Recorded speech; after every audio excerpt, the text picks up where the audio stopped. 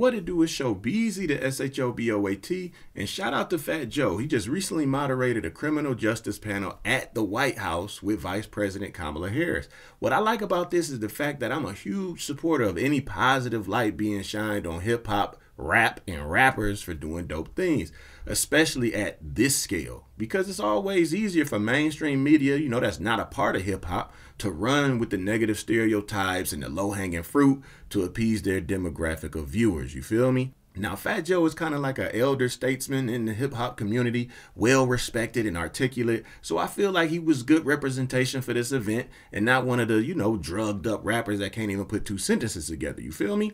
And when Joe is knowledgeable on a subject, he's usually on point. I don't agree with everything he says.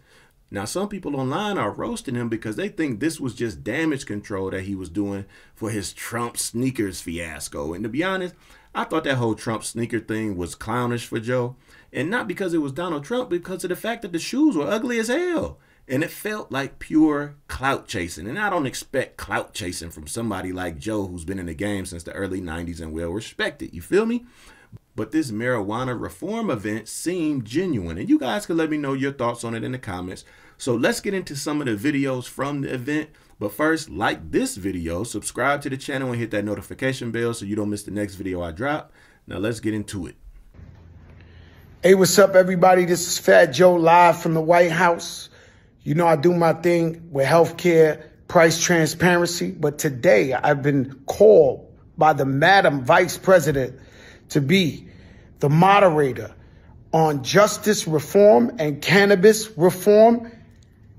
Hey, everybody. Voila. Yo, Bay Area. Bay Area.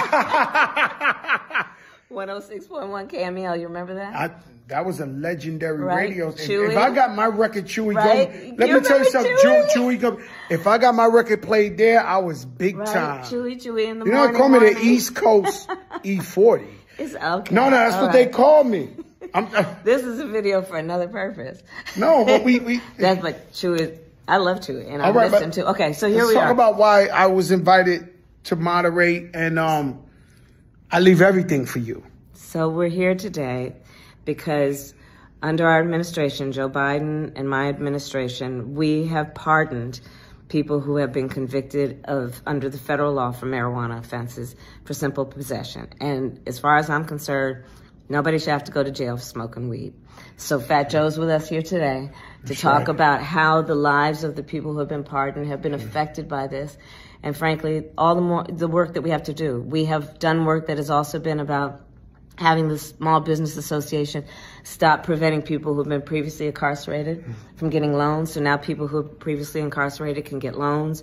We are making sure that as those who are incarcerated are coming out, that they are connected with Medicaid benefits before they leave. So when they come out, they can re-enter and do what they want to do in terms of living a productive life. Well, I'm honored to be here. I'm your moderator today. Thank you, Madam Vice President. Thank you, Fat Joe. And we're going to make it happen. See you later. For simple marijuana possession. And the impact is such that, in particular, Black Americans and Latinos are 4 times more likely to be arrested for marijuana possession. And the disparity is even larger when you talk about the subset of Black men and Latino men. So this is an issue that must be addressed. It is work that, again, I have done over the years. It is work that we are also doing as an administration. First, I will tell you that we have pardoned tens of thousands of people with federal convictions for simple marijuana possession. And today we are joined by some of the pardon recipients so that we can have a conversation about what this has meant for them as a model and inspiration for what we must do for many others who are not at this table. And their stories, I will tell you, are proof of the importance of pardons and what it means in the life of an individual in terms of allowing them a second chance and an ability to re-enter their community in a productive way. Second, we have issued a call to action for states to pardon these types of offenses, in particular on possession. That is why I have asked the governor of Kentucky to be here, excuse me, Governor Beshear, who has basically pardoned and has addressed the convictions of people in Kentucky with simple marijuana possession convictions, and they can now apply for pardons. So he's going to talk with us about that as a model for what other states can and should do, and I challenge other states to follow his lead. Third, we have directed the Department of Health and Human Services and the Department of Justice to reassess how marijuana is classified under the federal drug schedule. And I cannot emphasize enough that they need to get to it as quickly as possible, and we need to have a resolution based on their findings and their assessment. But this issue is stark when one considers the fact that on the schedule currently, marijuana is considered as dangerous as heroin.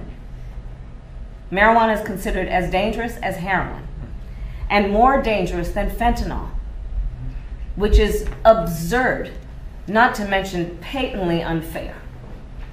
So I'm sure DA is working as quickly as possible and will continue to do so, and we look forward to the product of their work.